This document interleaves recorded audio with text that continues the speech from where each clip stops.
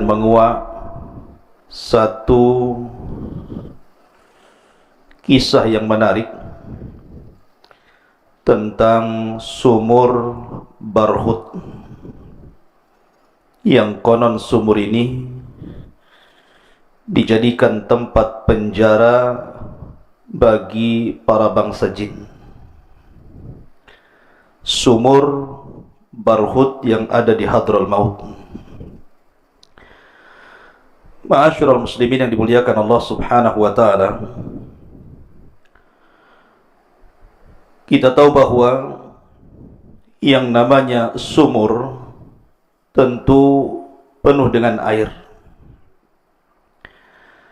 dan air adalah sumber kehidupan.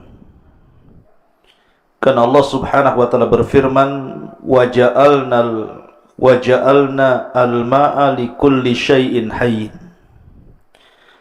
Dan kami jadikan air itu segala sesuatu bisa hidup. Tapi sumur yang ingin saya ceritakan ini adalah sumur kematian. Bahkan tempat yang sangat menakutkan, sarang daripada jin dan syaitan. Sumur ini dikenal sebagai sumur Barhut, letaknya di Hadral Maut.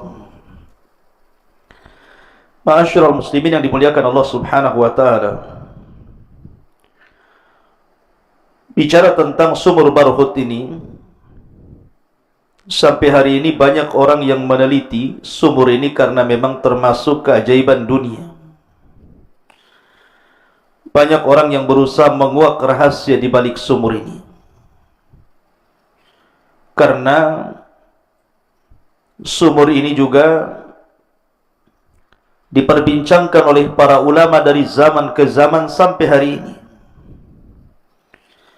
Karena ada riwayat yang mengatakan bahwa arwahnya orang-orang kafir itu, setelah kematiannya maka mereka akan dipenjarakan di sumur Barhut Hadral Maut ini.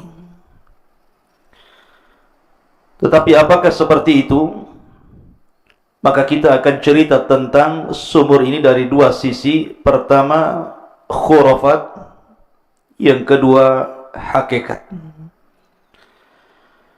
Ma'asyiral muslimin yang dimuliakan Allah Azza wa Jalla, sebelum saya bercerita tentang sumur ini, Al-Imam At-Tabrani meriwayatkan sebuah hadis dalam kitabnya Al-Mu'jam Al-Kabir, dan hadis ini dikatakan oleh Al-Imam Al-Haythami, rijaluhu thiqah, semua para perawinya perawi terpercaya. Dan Al-Imam Ibn Hibban rahimahullahu ta'ala mensahihkan hadis ini. Bahkan Al-Imam Ibn Hajar juga mengatakan ruwatuhu mawthukun, semua rawi-rawinya terpercaya. Dan Syekh Nasiruddin Al-Albani rahimahullahu ta'ala menghassankan riwayat ini. Hadis ini dari Abdullah ibn Abbas radhiyallahu anhuma. Nabi SAW bersabda, khairu ma'in ala wajhil ardi ma'u zamzama, fihi ta'amun minat tu'mi wa shifa'un minas sukmi, wa syarru ma'in ala wajhil ardi ma'un biwadi Barhut baqiyatu hadral mauta karijlil jaradi minal hawami yusbihu yatadaffaq wa yumsi la balala biha. Kata Nabi SAW dari Abdullah ibn Abbas radhiyallahu anhuma, sebaik-baik air di atas permukaan bumi ini adalah air Zamzam, karena di dalamnya mengandung zat yang dapat mengenyangkan dan obat dari banyak penyakit. Begitu juga sejelek-jeleknya air di atas permukaan bumi adalah air dari sumur Barhut yang terletak di Hadral Maut, seperti kumpulan belalang yang di pagi harinya sumur tersebut memancarkan air, kemudian pada sore harinya mengering dan tidak terdapat bekas basah apapun di dalamnya. Dalam hadis ini tersebut kalimat sumur barhut. Dari hadis ini Al-Imam Asy-Syafi'i ataupun mazhab Syafi'i disebutkan bahwa annal ma'al makruh thamaniyatu anwa. Dalam mazhab Syafi'i bahwa air makruh itu ada 8 macam. Artinya makruh digunakan untuk bersuci, wudu ataupun mandi besar. Yang pertama al-musyammas, air yang tergenang dalam drum kemudian terkena sinar matahari. Maka kalau berwudu dari air genangan yang terdapat dalam drum yang terkena sinar matahari, kata madhab Syafi'i makruh hukumnya. Kemudian wasyadidul hararah, air yang sangat panas sekali. Maka orang yang berwudu atau mandi jinabah dari air yang sangat panas makruh hukumnya. Yang ketiga syadidul burudah, air yang sangat dingin sekali. Kemudian yang keempat ma'u diyari Thamud illa bi'run naqah, air yang terdapat di negeri Thamud kecuali sumurnya untanya Nabi Allah Saleh. Kemudian yang kelima ma'u diyari qaumi Lut, airnya negeri Lut yang pernah diazab di negeri Sodom. Kemudian ma'i bi'ru barhut, dalam mazhab Syafi'i disebutkan air dari sumurnya Barhut. Itu dianggap makruh kalau orang berwudu atau bersuci di situ. Kemudian ma ardi Babil, air di negeri Babil. Kemudian yang terakhir ma'u bi'ri Darwan, air dari sumur Darwan. Sumur Darwan itu tempat Labid bin A'sam meletakkan bukhul ketika menyihir Nabi SAW. Nah, dalam mazhab Syafi'i bahwa 8 macam air ini makruh untuk bersuci ataupun mandi junub. Ingat, ini mazhab Syafi'i. Tetapi kaidah air itu kalau antum belajar fikih tetap mengacu kepada ijma' para ulama bahwa asal air itu suci dan mensucikan. Kecuali kalau berubah warna, rasa, bau karena yang merubahnya najis. Tapi selama sifat air itu tidak berubah warnanya, tidak berubah rasanya, tidak berubah baunya, maka hukum air itu suci. Tapi sekali lagi ini saya menyebutkan mazhab Syafi'i karena ada berkaitan dengan sumur Barhut. Taib, ma'asyiral muslimin yang dimuliakan Allah Subhanahu wa taala, di mana letak sumur Barhut ini? Letak sumur Barhut ini tepatnya di sebuah lembah yang terdapat di provinsi Hadraul Maut. Jadi berdekatan dengan Bukit Hud atau kuburan Nabi Hud alaihi salatu wassalam. Kira-kira kalau ditempuh dengan perjalanan itu sekitar 2 jam dari negeri Tarim. Ya, ada kota Tarim di sana. Itu sekitar 2 jam dari Tarim ini ke sumur Barhut itu. Dan masuk ke provinsi Hadraul Maut, lintasan arah menuju provinsi Mahram itu. Mungkin kalau sekarang Yaman Selatan. Ada yang kemudian mengukur kedalamannya sumur ini. Ada yang mengatakan bahwa sumur ini atau sumur Barhut ini memiliki 600 kaki. 600 kaki itu maksudnya lebarnya 450 kaki dan panjangnya 120 kaki. Atau dengan kata lain ada yang mengatakan bahwa kalau seandainya luasnya dikira-kira, maka sumur Barhut itu sekitar 100 meter persegi dan memiliki kedalaman 250 meter. Bayangkan, 250 meter. Seperti apa dalamnya itu? Kita tengok sumur 10 meter saja sudah dalam kali. Ini kedalamannya sampai 250 meter. Tentunya dengan kira-kira para peneliti ya. Adapun apakah memang 250 meter, wallahu a'lam. Dan apakah orang pernah masuk ke sumur itu juga Allahu a'lam. Tapi yang jelas bahwa karena sumur ini sangat fenomenal, khususnya di negeri Yaman. Kemudian juga ada riwayat yang mengatakan bahwa arwahnya orang-orang kafir tertahan di sumur Barhut inilah akhirnya menjadi terkenal. Sehingga kemudian banyak khurafat-khurafat, cerita-cerita yang tidak jelas seputar sumur Barhut. Tapi tetap saya akan ceritakan, sehingga ketika antum membaca di internet atau mendengar orang yang berceramah tentang sumur Barhut, antum sudah tahu ini yang benar, ini yang enggak benar. Kemudian kenapa sumur Barhut ini disebut Barhut? Ada yang mengatakan bahwa dahulu Raja Jin itu, jadi apabila anak buah jin ini mereka membangkang dari titah perintah rajanya, maka mereka akan dipenjarakan. Maka Raja Jin pun kemudian membuat sumur sedalam tadi, kemudian digunakan untuk memenjarakan setiap jin yang membangkang kepada rajanya, dimasukkan ke sumur itu. Ini satu kisah, bukan riwayat, ini kisah, konon seperti itu. Ada juga kisah yang lain mengatakan bahwa dulu di Yaman itu ada kerajaan namanya Himyar. Ingat ketika kita menceritakan tentang Ashabul Ukhdud, yang rajanya Dzunwas, itu ada kaitan dengan Himyar. Tetapi bukan yang dimaksud di sini kisahnya Ashabul Ukhdud, tidak.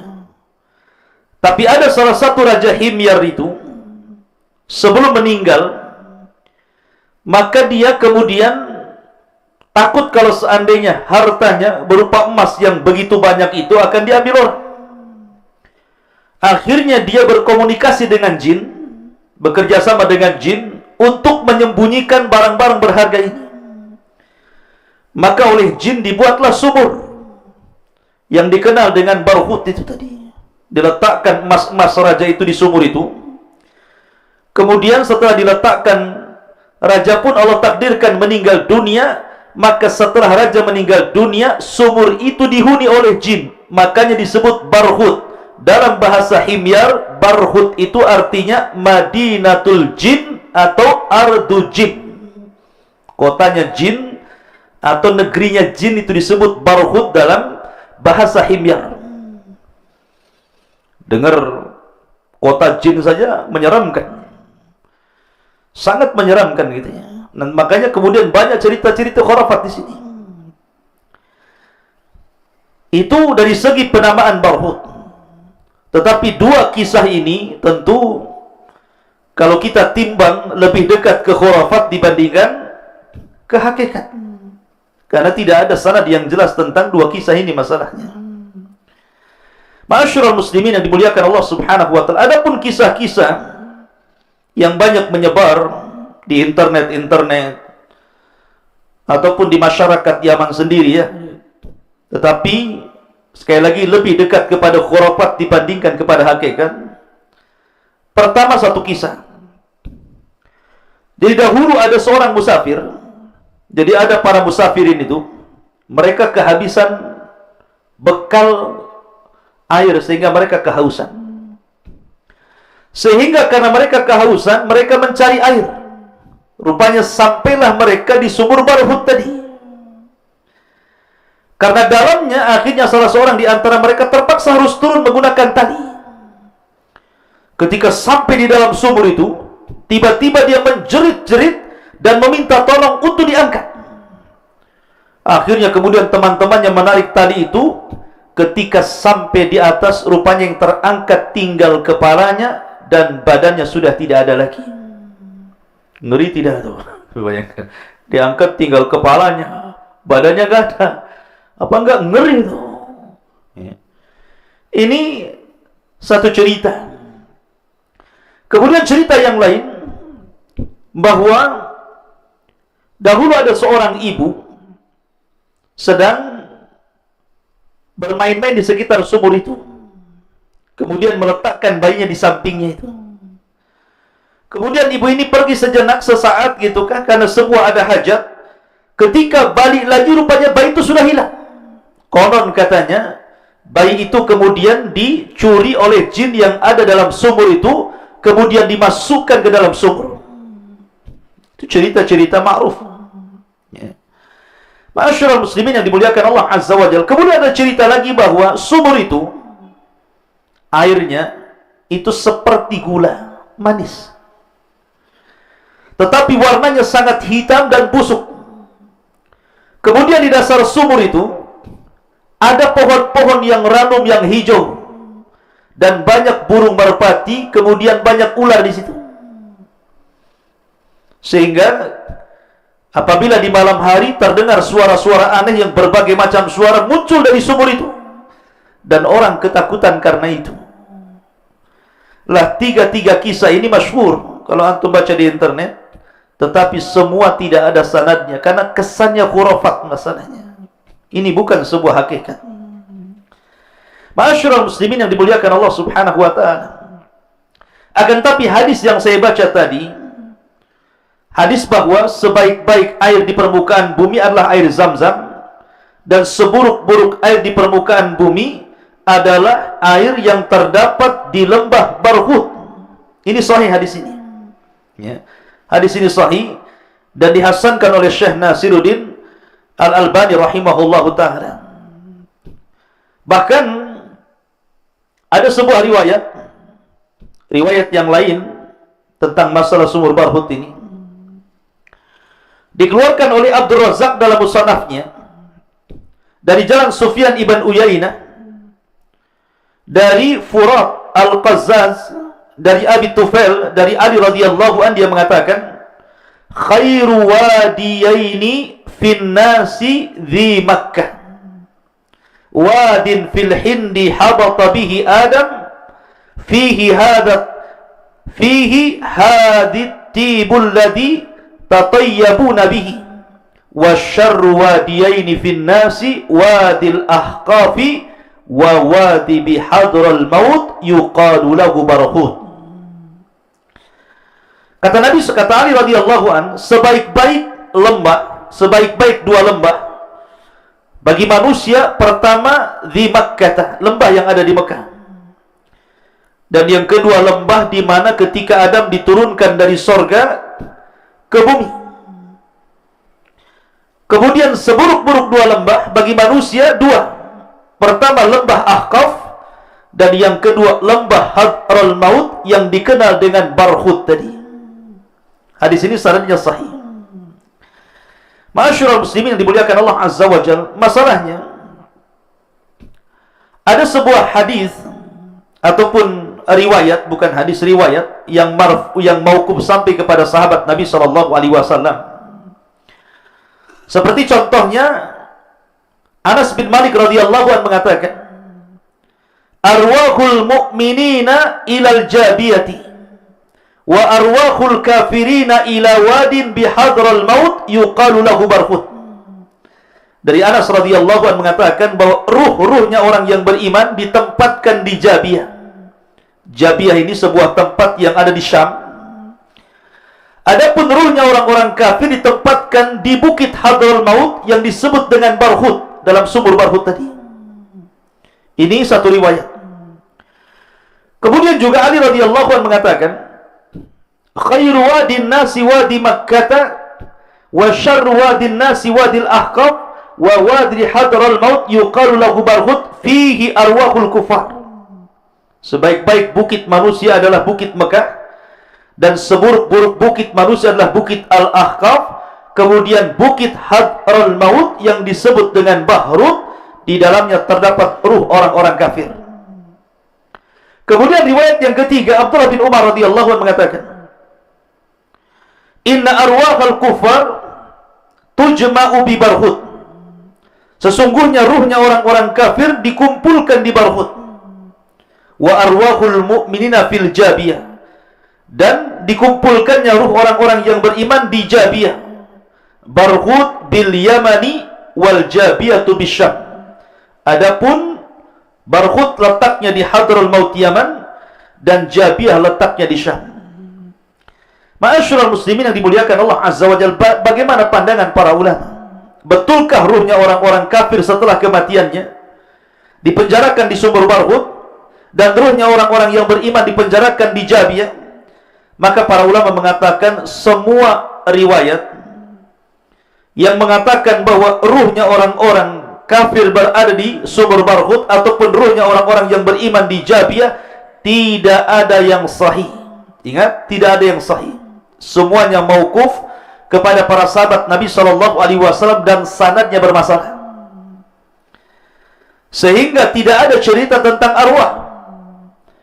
Karena kemarin kita sudah berbicara tentang alam arwah, bahwa ruh itu adalah kuasa Allah. Yas'alunaka 'anir ruh, qulir ruhu min amri rabbi. Mereka bertanya-tanya soal ruh, katakan ruh itu urusan Allah Azza wa Jalla. Maka kita katakan, lalu ruh itu di mana? Antara menunggu setelah kematian sampai kiamat dibangkitkan itu. Maka kita katakan secara umum, ruhnya orang-orang kafir di neraka dan ruhnya orang-orang yang beriman di sorga. Dan ini berdasarkan nas Al-Quran, kalla inna kitabal fujjari lafi sijjin wa ma adraka mas sijjin kitabun marqum. Kalla inna kitabal abrar lafi illiyin. Allah mengatakan bahwa ruhnya orang-orang yang beriman di illiyin, di sorga. Adapun ruhnya orang-orang kafir di sijjin, di neraka yang paling dasar. Itu pendapat yang sahih. Walaupun ada perincian, ruhnya para syuhada tergantung di bawah-bawah arasy, ruhnya orang-orang yang beriman tergantung di pohon-pohon sorga. Kemudian ruhnya secara umum ada yang masih tertahan di kuburan. Itu khilaf para ulama. Tapi tidak ada yang sahih riwayat yang mengatakan bahwa ruhnya orang kafir berada di sumur Barhut ataupun ruhnya orang-orang mukmin berada di Jabiyah. Tetapi masalahnya sumur ini memang sumur yang menakutkan. Dibicarakan para ulama itu masalahnya. Saya akan sebutkan dua kisah. Dan kisah ini disebutkan oleh Imam Suyuti rahimahullahu ta'ala dalam kitabnya Hikayat li Abi Umar Ahmad ibn Muhammad An-Naisabur. Jadi ada cerita seperti ini dulu. Ada seorang laki-laki di Mekah. Laki-laki ini asalnya Khurasan, tapi tinggal di Mekah. Nah, laki-laki ini orang baik. Jadi banyak orang-orang yang menitipkan barang kepada laki-laki ini.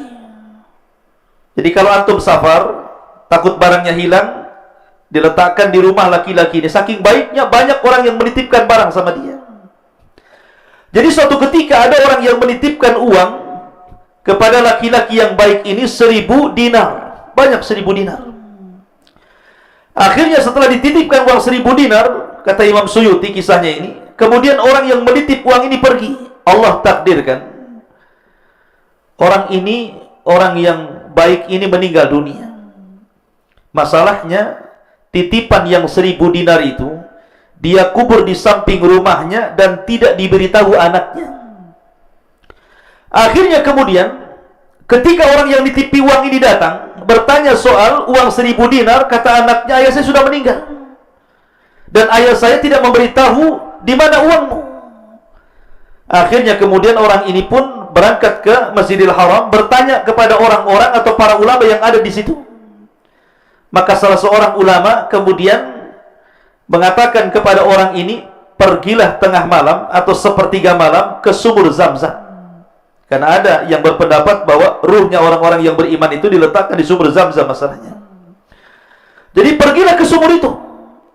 Kemudian kamu berteriak, panggil-panggil orang yang kau maksud itu. Barangkali ruhnya ada di situ. Tanyalah di mana hartamu. Kalau seandainya dia menjawab, maka kamu akan dapat hartamu. Tapi kalau kau tidak dapat jawaban dari sumur itu, pergilah ke Yaman, carilah sumur Barhut. Akhirnya kemudian dia berangkat ke sumur Zam-Zam tengah malam. Kemudian dia pun memanggil-manggil orang yang dititipi barang itu, tetapi tidak ada satupun jawaban. Maka dia teringat dengan nasihat para ulama bahwa dia harus pergi ke Yaman. Maka berangkatlah dia ke Yaman. Di Yaman itulah dia cari sumur Barhut tadi. Setelah dia ketemu sumur Barhut tadi, maka dia pun berteriak-teriak di sumur Barhut itu. Maka tiba-tiba kemudian ada jawaban bahwa ruhnya ada di situ. Tiba-tiba ruh ini mengatakan, waihaka ma anzalaka hahuna. Ya. Dia mengatakan, celaka engkau, kenapa kau sampai kemari? Ya. Maka orang ini mengatakan, waihaka wa qad kuntu sahiba khairin, wa qad kunta sahiba khairin. Bagaimana mungkin kau kan orang baik, kenapa ruhmu ada di sini? Ini kan ruhnya orang-orang kafir di sini, kenapa kau ada di sini? Maka dia mengatakan, dulu aku punya kerabat di Khurasan, aku punya saudara di Khurasan, tidak pernah silaturahim, sampai kuputuskan silaturahim dengan dia, sehingga Allah mengadab diriku dan Allah letakkan ruhku di sini.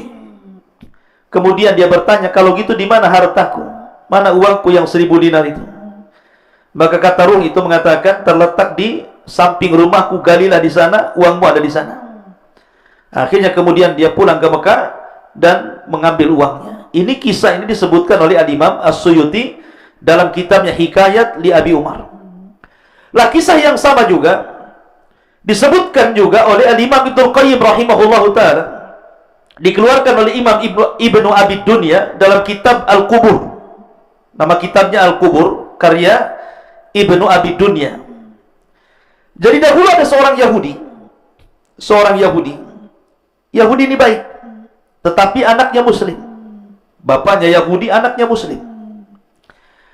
Dan orang Yahudi ini suka juga dititipi barang, sama dengan kisah yang pertama. Jadi ada seorang Muslim menitipkan barang kepada orang Yahudi ini. Allah takdirkan orang Yahudi ini meninggal dunia. Kemudian ditanya kepada anaknya, anaknya tidak tahu karena bapaknya tidak ngasih tahu. Dan anaknya seorang Muslim. Akhirnya kemudian dia pun bertanya kepada seorang alim, namanya Syu'aib Al-Jubai. Syu'aib Al-Jubai. Kata Syu'aib Al-Jubai, sebaiknya kamu datang ke sumur Barhut, cari ruhnya orang Yahudi itu di sumur Barhut itu. Berangkatlah dia ke sumur Barhut. Kemudian dia pun memanggil-manggil ruhnya orang Yahudi itu. Tiba-tiba ruhnya orang Yahudi ini bicara. Kemudian setelah bicara, dia bertanya soal di mana hartanya. Kemudian ruh itu memberitahu bahwa hartanya berada di bawah pintu rumahnya. Maka dia pun pulang menggali, rupanya hartanya di situ. Lah kisah ini disebutkan oleh Al-Imam Ibnu Qayyim rahimahullah taala dan dikeluarkan oleh Imam Ibnu Abi Dunya dalam kitab Al-Qubur. Tetapi ikhwan, ingat dua riwayat ini juga masih dipertentangkan para ulama tentang subut dan tidaknya. Dan pendapat yang kuat bahwa dua riwayat ini pun lemah. Sehingga tidak ada satupun cerita soal sumur Barhut itu yang sahih. Semua khurafat, semua hanya cerita fiktif, sehingga kita kembali kepada asal bahwa ya mungkin namanya sumur. Sumur itu mungkin menakutkan karena memang dalam sekali. Bahkan bukan hanya sumur Barhut, sumur-sumur manapun kalau sudah tidak dipakai lagi, tentu banyak jinnya di situ ya. Karena ada orang-orang sekitar sumur itu, kalau antum tengok di YouTube gitu ya, sumur Barhut gitu kan, diwawancarai gitu ya, bahwa banyak suara-suara yang terdengar dari dalam sumur itu.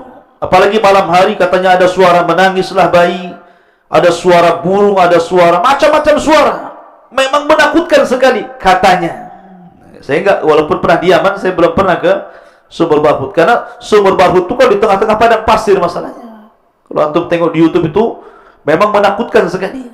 Ya, bahkan termasuk dimasukkan oleh UNESCO itu sebagai keajaiban dunia gitu. Sampai hari ini diteliti itu oleh barat sama timur, itu diteliti itu tentang rahasia di balik sumur itu. Akan tapi ikhwatu fillah yang dimuliakan Allah Azza wa Jalla, adapun tentang riwayat-riwayat seputar sumur Barhut, maka semuanya mauquf. Tidak ada yang sahih kecuali hadis Abdullah ibn Abbas radhiyallahu anhuma yang menceritakan tentang masalah sebaik-baik air adalah Zam-Zam dan seburuk-buruk air adalah air yang ada di sumur Barhut. Karena memang warnanya hitam, kemudian sangat bau sekali, sehingga tidak layak dikonsumsi. Ya. Dan memang sangat horor sumur itu.